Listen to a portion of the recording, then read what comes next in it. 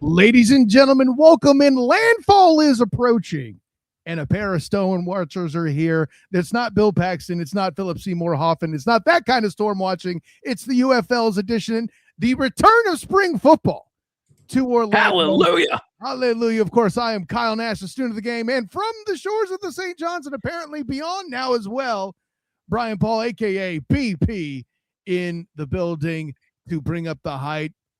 Landfall is coming. This is the first episode of the Storm Surge as we head into the inaugural contest, BP, of the Orlando Storm. Listen, I know how tied you are to spring football, everything from the XFL to arena leagues and all that, man. You got to be digging this like a shovel. I have to think. Listen, just, get the Stormtroopers ready, kids. Here we go.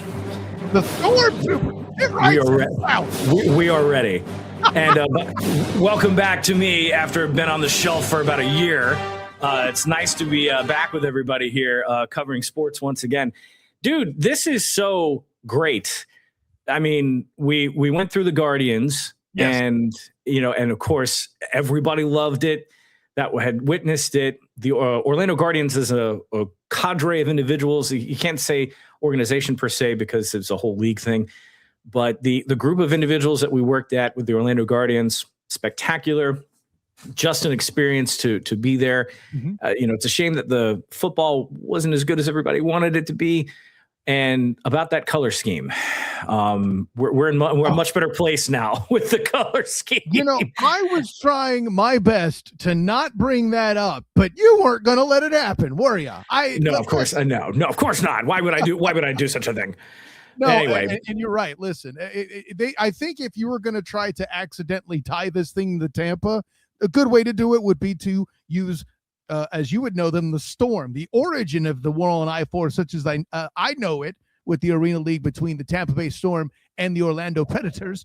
And then, it's been adopted other places as well. UCF and the Cows, the Bulls adopted it. But coming out in that green color, even Andy Seeley, who was the communications guy for the Guardians, was all, hey, it doesn't matter what color we are. As a guy that used to work at UCF, was very fascinating to observe. But they overcame all that. You'd see, I'm trying to pull back the tangent there. You put that carrot right in front of me, and I started running. Good God. But yeah, it's gonna be that kind of show. Everybody, just get ready.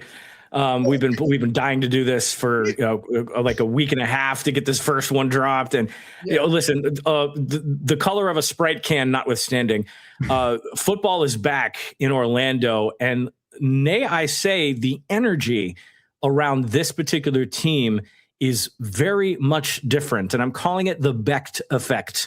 We'll talk about that in just a little bit as we get into more of our illustrious head coach, who is changing the narrative down here when it comes to professional outdoor football. Mm-hmm. And I'm very excited to see what he does in the interactions that we've had with him already. It's a new tempo. It's a new life. He's excited about what this league is capable of. All the success that he had in St. Louis, just, didn't quite get a championship, but, that consistency. And that's what I think it's going to make a difference down here in Orlando.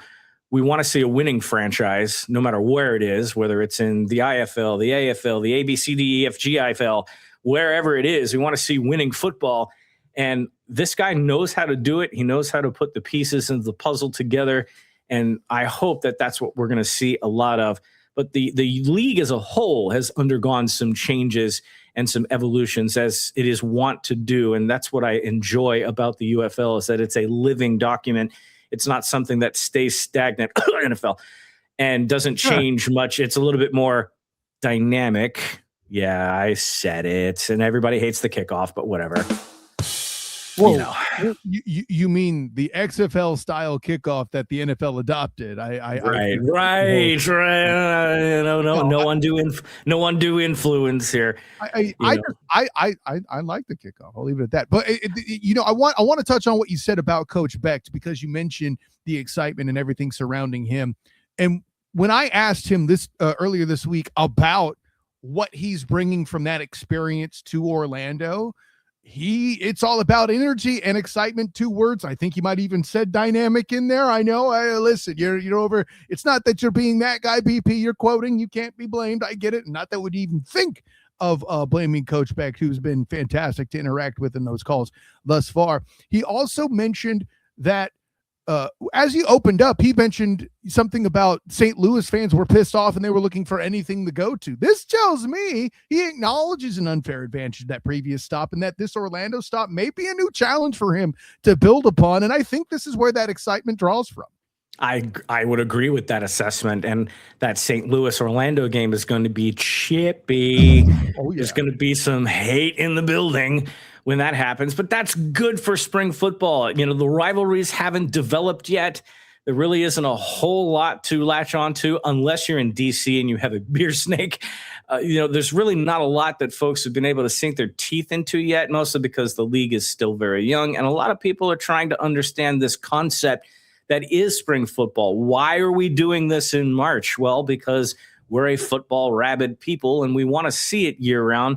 And now we have our opportunity. And the last thing I want to hear anybody do is complain about it, because it's football, everybody. Oh, the quality of play. Just buy some dang-on tickets and show up and see it yourself. Really get off your butt. The hashtag Show Up Orlando is not a joke, folks. We really want people to go into the stands. And I know, hey, listen, I know the price of gas stinks right now. So if you got to watch it at home, watch it at home. Let us do the work and bring some of that stuff to your living room on Fridays. Storm watch or two. Just okay, very good, sir. You see, you have your own sound effects. I don't have to worry about mine. But I didn't have to voice act this time. It was great. Anyway, I really am very excited about what's happening. I'm very excited for this iteration of football in Orlando. I hope it sticks, honestly. Mm-hmm. Because I know there are some people out here who might be going, "Oh, here we go again." But we'll get to some more of that debate in just a bit. But first things first, we got to talk about the UFL in year 3, and there's some changes that have been made to the rules this year that some people I think will like.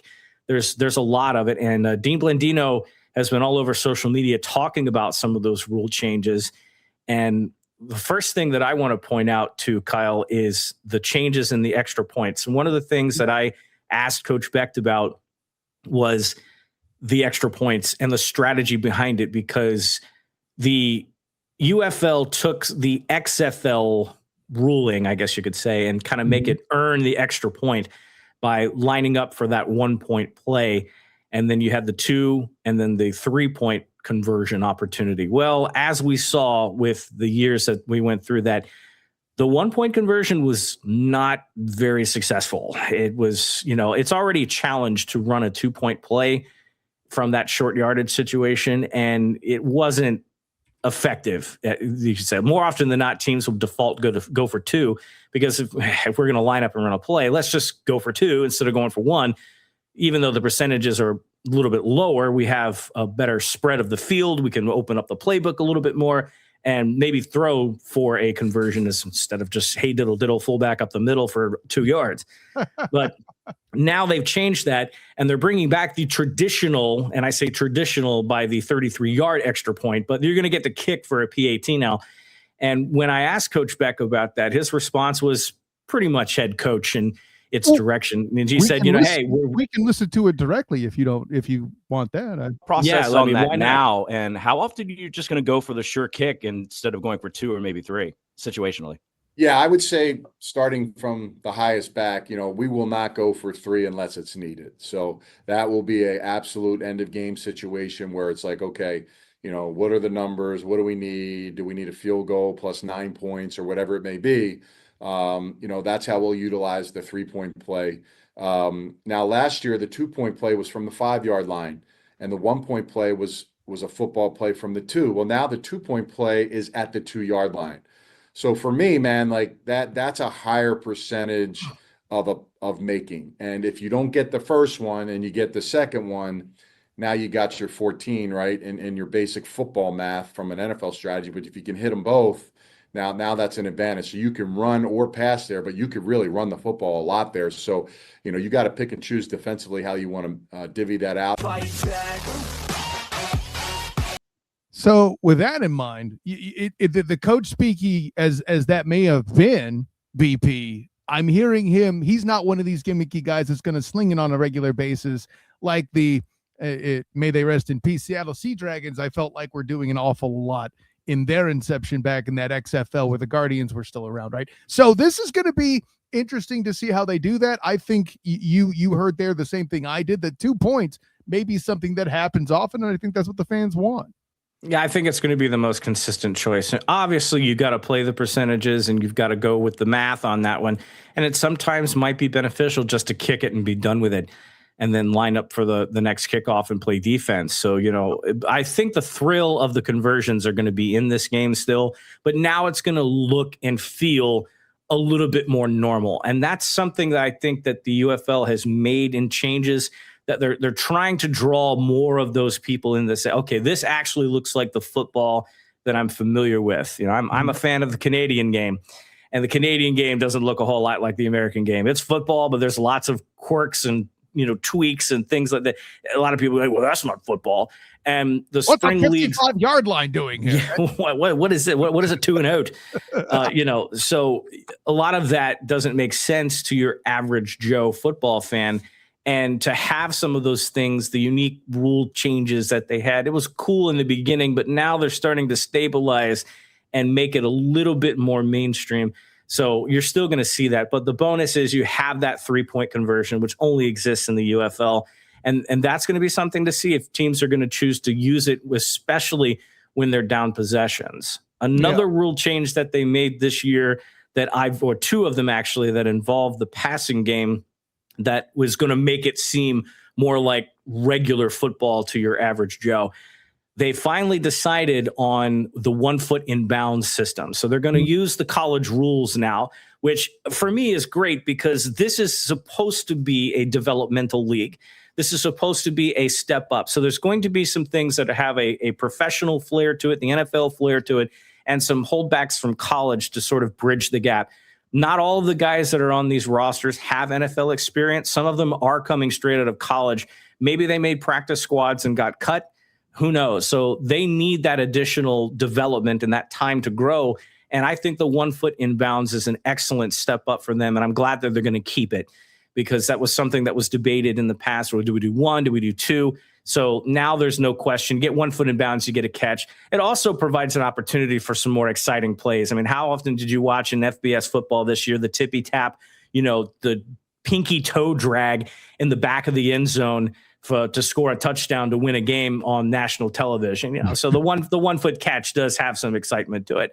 And I'm excited about that. And then the last one that they did, the biggest one that I want to highlight, is the change to pass interference. And this is where the NFL rule comes into play. They've taken away the 15-yard penalty now, and it's going to be a yardage from the spot of the foul. So if you have a 40-yard throw and you get DPI called on you, it's a 40-yard penalty. And that, again, is going to look more like the professional game to your average fan. So they're going to recognize that immediately. And they're not going to do the college rule now. The strategic movement behind it was to generate more passing offense, thereby more scoring. And, defenders are going to have to adjust to that now. They know they can't just do the flagrant foul downfield and stop a guy from scoring a 60-yard touchdown, because it's going to cost them 55 of those 60 yards now if they interfere and they get flagged for it. So there's a change in the defensive schemes now. Will coverage be a little softer? Who knows? We'll see as the season goes in. It's going to take them a week or 2 to adjust to some of these things. But other than that, special teams have changed. No punting beyond the 50. So you're going to see a lot more teams going for it on 4th down now. Some better strategy with kickoffs now. They've adjusted touchbacks. All sorts of rule changes that have happened this year for the UFL to make the game a little bit more exciting, a little faster, and much more entertaining for those of us who are watching it. I'm looking forward to it. Well, and for those of us that cover the Duval Dive, are hosts of the Duval Dive with my personal champion, Travis D. Holmes. Shameless plug, I know. But for those of us who are covering Cam Little on a regular basis, we would be remiss to not point out the 4-point field goal that exists in the rule book. I don't know how much impact it'll actually have. Coach alleges that Lance can kick it that far and may be asked to do so in those situational positions. So that's certainly something that cannot be ruled out here at this juncture. But listen, these rule changes are part of the piece that makes it more dynamic. And dare I ask, the Petri dish for if they may get accepted one day to the NFL. And if you think that's nuts, remember what the NFL is doing for their kickoffs. Just throwing that Right. out, BP. So, Right. Just tossing it out there. And who knows if it works out, they may tack on another point for a 60-yard field goal. It's starting to become very common now, these long distance field goals. And as a guy who witnessed Sebastian Janikowski do this in person at Florida State, and who also recently in the last 2 or 3 years shared a martial arts dojo and saw the guy kick a target live. Yeah, I can see why they would want to kick these long field goals, and these legs have changed a little bit. It's a different game than it was years ago. And, I'm excited for it. Also, new teams, of course, the Storm making a comeback, the Louisville Kings, the latest edition, and then, of course, our opponent this week, the Columbus Aviators. So 2 of the 3 new teams in action this week against each other. And then Louisville also playing. It's a jam-packed schedule, so there's a lot of new energy. Farewell to the Memphis Showboats. Maybe they'll be back. Who knows? We'll see. And somewhere along the way, there's a fan still praying for the return of the Seattle Sea Dragons. Maybe they'll bring those guys back too. No word on expansion just yet, but as far as we see it right now, the shifts in the league are smart moves, in my opinion. The changes to smaller venues are smart moves. I think we're going to get a different flavor of UFL this year. It's probably the best that we've ever seen it in year 3. Well, when you check out the Louisville Kings logo, it's okay to use green there, and it looks rather nice, actually. So, yes. So with all that in mind, listen, we would be remiss to not mention the local aspect as well. You mentioned FSU. They have players on this roster, as do the Gators, as does UM. Of course, being somebody who covers UCF and has since the 2017 season, currently doing so for UCF Night Zone and Locked On UCF, I would be remiss not to mention linemen Sam Jackson and Cole Schneider. Both guys that were around UCF at that time over here. They were a big part of the local hype tour as well. They went around with Coach Beck and quarterback Jack Plummer to kind of get the interest here locally at a lot of different spots. What are some of the locals that jump off the roster in your eyes there, BP, that are playing here for their home state in the UFL? Elijah Badger is one of the first ones that comes off the list right here, and he was quite the beast at the University of Florida. There's a lot of fan talk about him right now and what his impact will be. He was in the combine at 25. They, saw him in the Pac-12. He was a 2-time all Pac-12 honorable mention in 22 and 23. He played 9 starts in 12 games with the Gators, had 806 receiving yards. It was 13th in the SEC, which is, pretty good considering the talent that's in the SEC. Very, very prolific receiver. There's a lot of physicality. Against Miami in the 24 season, always a highlight game when you're playing your in-state rival like that. He caught 3 passes for 43 yards, and that was an extension of a 27 straight game streak with the reception. The nom de plume for him, though, was his breakout season at Texas A&M, when the guy runs back a 100-yarder and scores a touchdown that beats Arkansas. So there's, a lot to like about Elijah Badger on the skill position. He's somebody that's going to be making an immediate impact, I think. Jay-Sean Corbin, a name that's familiar to me. He's also a Texas A&M guy. Oh, I'm sorry, I have misspoken. Jay-Sean Corbin was the guy that ran back the touchdown for 100 yards. Elijah Badger, on the other hand, he comes from all the way out in Arizona State, a Folsom High School guy, by the way. But Jay-Sean Corbin, again, SEC guy that transferred to Florida State. Say what you will about Florida State, those mid offenses that have been put out in the last couple of seasons, cough, cough. But Jay-Sean Corbin was one of the more stable running backs in the 2021 season, 143 carries, 887 yards. So in that type of offense, as wonky as it was, to get a close to 1,000-yard season is saying something in the Mike Norvell era. Guys never played in the the league per se, other than 2022. He spent some time with the Giants, but most of the time he sat on the practice squad or otherwise did some off-season work. He's bounced around a little bit to Carolina, to the Falcons, to the Patriots. Actually spent some time with the San Antonio Brahmas, so he does have UFL experience coming into playing with the Storm. He's going to be a very good running back. There was some speculation about him being on the roster, Kyle, though. We had trampled over something that they might have cut him and signed Lawrence Toafili, but that is what they say, fake news. We have not gotten confirmed reports that Lawrence Toafili is on the roster at all.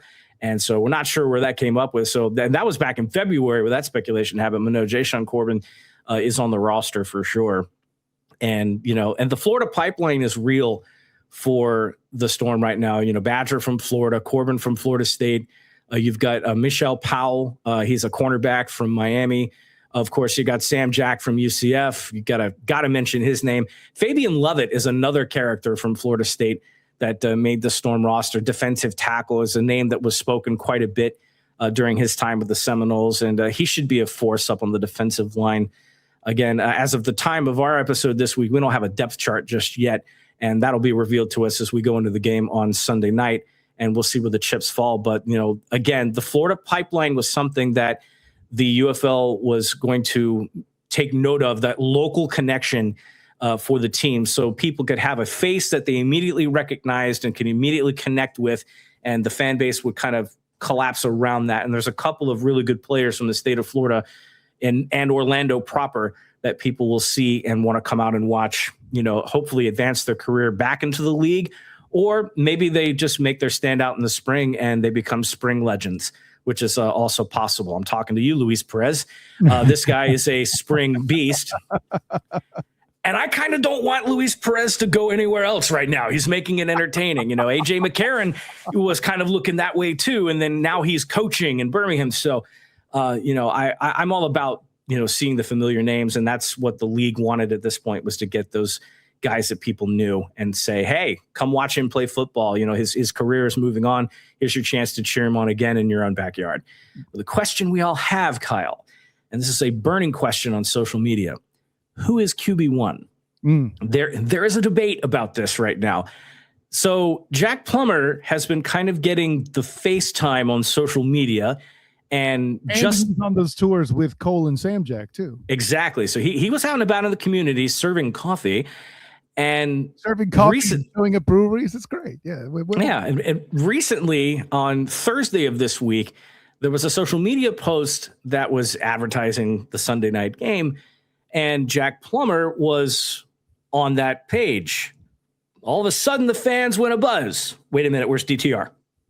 Thought DTR was going to be QB1. There was another teaser post that they put out there talking about the offense, and it featured both quarterbacks. So who is quarterback one on Friday as you're watching the Storm Surge episode 1? We don't even know yet. Let's give the media team some credit, because you're doing two things there effectively. Now, granted, because it's your inaugural week and the other team doesn't know you, their guess is as good as anybody's who the heck you're putting out there at snap one. And listen, in the UFL, it's happened before where teams that are going to the championship will flip-flop quarterbacks. I think I'm referring to the DC Defenders back in the XFL year when the Guardians were there. They came out with two quarterbacks themselves, right? So that's a whole thing you can do. That happens in this league, and maybe that's the plan that Coach Beck is going with. He would have seen it and perhaps know how to implement it himself. He didn't need to. You mentioned AJ McCarron earlier, who he would have had his command of at that time coaching in that piece. I would even throw out, not only is it a football advantage, but when you're trying to create a buzz for a team, you mentioned fake news earlier. All publicity is good publicity. And if you portray you're not sure, let the debate happen and let people come out to the stadium to find out there at Interco, right? So that's a whole thing they could do as well. I listen, as a media member, it's not my favorite thing to have to hunt down who the starting quarterback is, but as somebody who's also in the media, I understand the appreciation for creating buzz. So there's that. I mentioned they visited a brewery. That's a different kind of buzz they would have been creating anyways. Yes. I'm just waiting to see if they do like they did with the Guardians and have their own beer like they did at Ivanhoe Tap Room, which I enjoyed going to last time around. I didn't see any Guardians players, but there was tons of fans. Well, actually, it was an away game. Yeah, they did it. It was a watch party. And I made the trip to come down to Ivanhoe, and I had me a Guardians brew, which wasn't bad. And, there was a nice little crowd watching the game on the projection screen. And it was a really cool kind of getaway for me.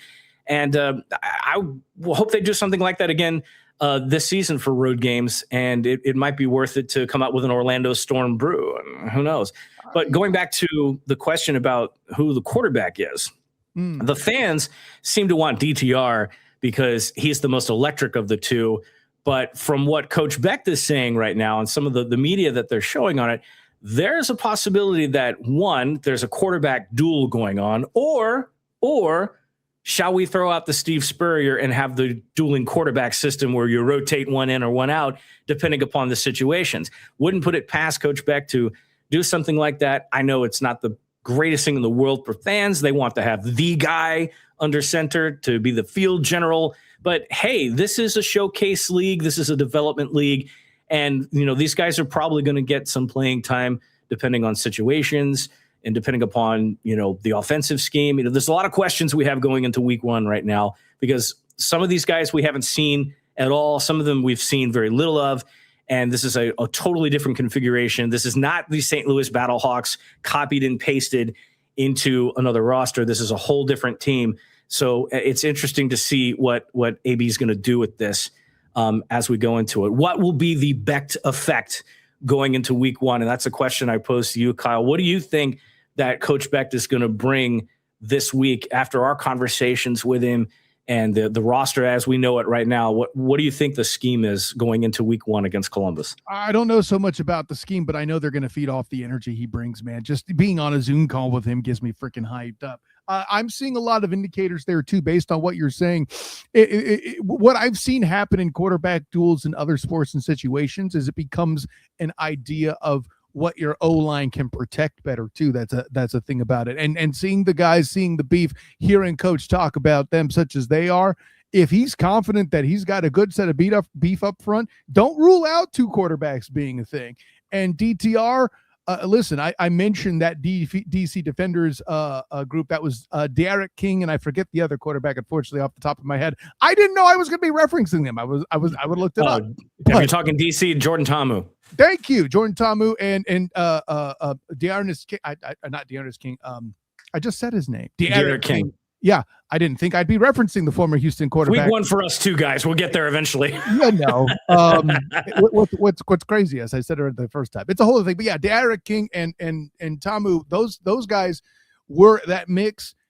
I think if it's still a battle heading into the season, it could be a situation where the starter is, I don't want to say named, air quotes, later, but somebody does eventually run away with it, and perhaps playing a team like the Columbus Aviators, who themselves are playing a new quarterback, is an opportunity as well. And on that front, Coach spoke about the Aviators quarterback and what he plans to do battle with this coming Sunday. I've always been a fan. I always believe that he is a starter in this league, and he got his opportunity late last season, and he proved his point.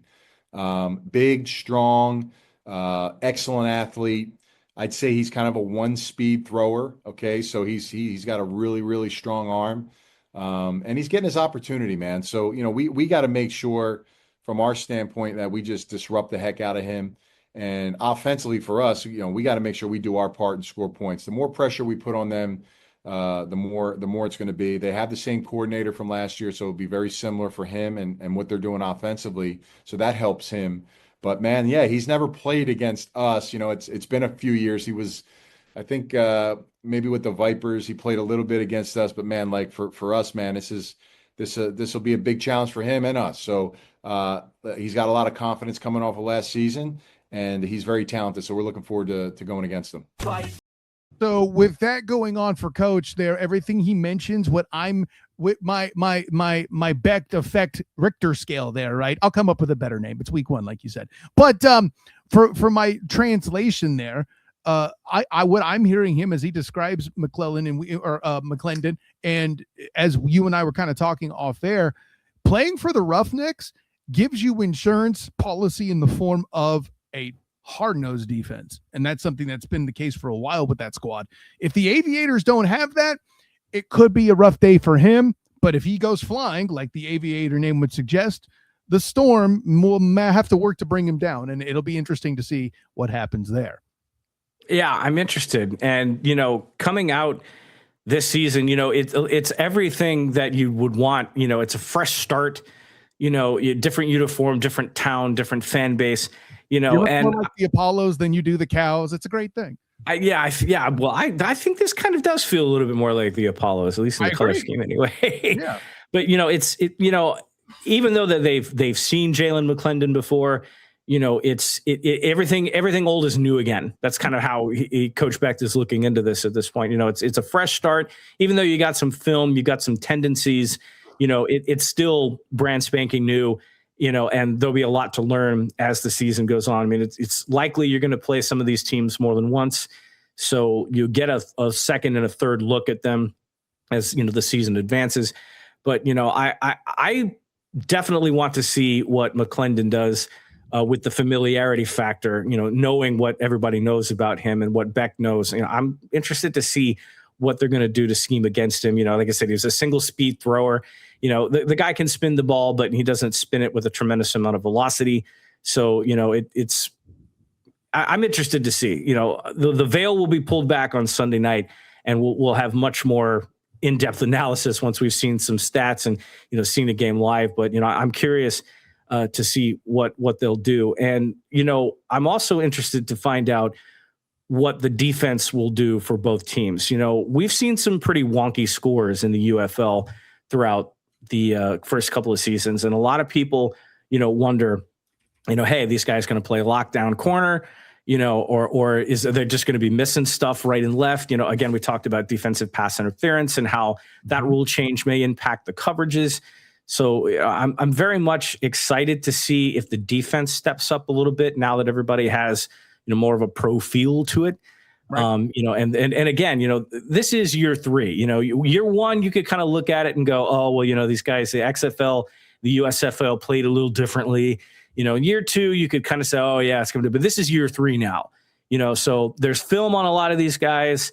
They've got a background, some of them have film from the league. Some of them have film from, the UFL. So, there's intelligence on these guys at this point. Right. So how much does the level of play increase? And, how do coaches make adjustments? One thing I like about Coach Beck's staff is that he pretty much brought everybody from St. Louis. He didn't spare anybody from his coaching staff. I think the only new name that's on there that immediately jumps out is Colin Thompson. This is a co-O coordinator. And he spent some time with the Birmingham Irons, speaking of the Alliance of American Football. Correct. And he's also an XFL guy with the Tampa Bay Vipers. Spent a little time working with the Minnesota Vikings, a Florida player, played at Temple, spent some time with the Giants, the Bears, the Panthers, and the Vikings. So you got a guy that's got some league experience, but he's not a guy that jumped off and played or coached with Beck in St. Louis. Jordan Kitna is another one that wasn't in St. Louis. And, of course, he's the son of former quarterback John Kitna. That last name sounds familiar too. Coincidentally, he's a quarterback's coach. But other than that, most of Beck's staff was the staff that he had in St. Louis. And that's the point I make about the consistency and the elevation at this point. It's not like these guys are new to what's going on. They didn't just hire these guys off the street. Okay, I'm not going to hate on the guy because he's a fellow Seminole, but T-Buck came off the street, more or less. He came from, high school and college ball, made his pro debut. These guys are seasoned coaching veterans that have coached in this league. So, what's the quality of play going to look like? What have they poured into these guys at this point? I know Coach Beck talked about conditioning when asked. Right. How are they going to adjust to playing in from the dome to the heat and humidity? Well, right now, the drought of Florida, there's been absolutely no moisture down here per se, but how are they going to deal with the heat as the season advances?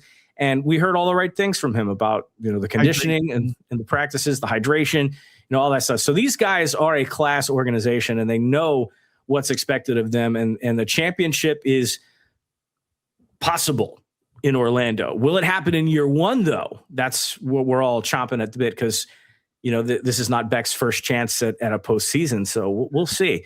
A lot of questions, a lot yet to be answered as we get into this. But the biggest thing right now is, the excitement that's been generated, the consistency, all the talk is in the right place. I mean, if you're a fan on the fence about buying tickets, go ahead and spend your money.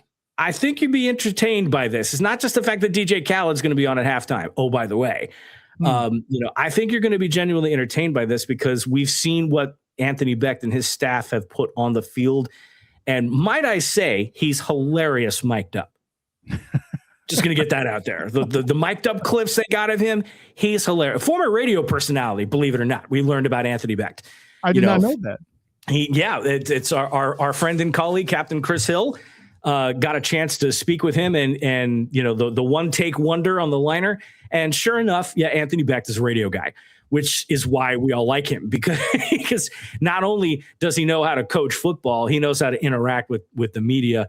And like I said, the clips of him mic'd up, some of them are hilarious because of the reactions he has on the sideline. So, I think Orlando fans are going to get more than they're bargaining for in Anthony Becht and his staff as a coach. And hopefully that will translate onto the field as a positive football product, which is something that, after watching the Guardians, we're all dying to see now after the minor disappointment we got. Well, and you mentioned the experience. I don't think T-Buck was the problem with the Guardians. I think it was his inability to surround himself with the staff, which you just pointed out Coach Becht has done, and that experience to get that network is what landed the plane there. I don't think there's a middle ground on that particular piece of it. As well, anybody who follows the Guardians could definitely recite all the coaching changes that happened. You aren't getting that. That storm is not brewing in Orlando. Instead, it will be landfall as the Aviators will try to fly their way through that storm here in Orlando on Sunday night. And if you're donning your purple, you are hoping that is, in fact, not the case. Did I get all the appropriate wordplay in there on that one, BP? I think so. Now, the question I have for the fans is, what color do we wear as the lead-in? Because the uniforms are going to be black with the orange trim and a little purple, but do we all show up wearing purple or do we all show up wearing orange? Now, orange would probably make sense because, of all the people in the stadium already is purple thanks to the Orlando City Lions. Thanks to Inter & Co. Yes, it's already purple. So do we do that or do we go Clemson on this one and go in all orange and let the purple offset? That's kind of the question that we have. We'll find out. Well, if you're in trouble and you don't have either color, wear black. That's. I have no argument with that one. Also, we have a mascot. Yes, for sure. Kratos. I need to look up the Greek connection on that one, but kind of a Greek god-looking figure with a giant lightning bolt. It's a video game connection. I think that is the protagonist in the God of War games. So one would say he's the God of War in this game. They make him look a lot like, pardon the Greek for taking over the mythology portion of the conversation. But listen, he's pretty fun. He was on local news the other day. That's where I saw him on social media. It was a clip from that. So listen, perhaps that lightning bolt will be put to use to bring down the Aviators here on Sunday. One can only hope. BP, we're going to be in there. You're going to be down from the shores. I will leave the confines of the Kumul here at the Student of the Game studios, and we'll be there in effect handling business. But for those that want to see what we do there from the stadium on Sunday, let the people know where you could be found. Oh, man, good to see my Instagram handle at bp.onair. You can also find us on Instagram at StormSurgeORL. Like us on Instagram. Search us on Twitter and find us on YouTube. Hit that subscribe button, smack it hard, tell your friends, share everybody, like, comment, do all the things for the algorithm to get things moving. And also, if you're listening to this on Spotify, tell a friend there too. You can see YouTube and Spotify, which does have video, by the way. It's not just audio.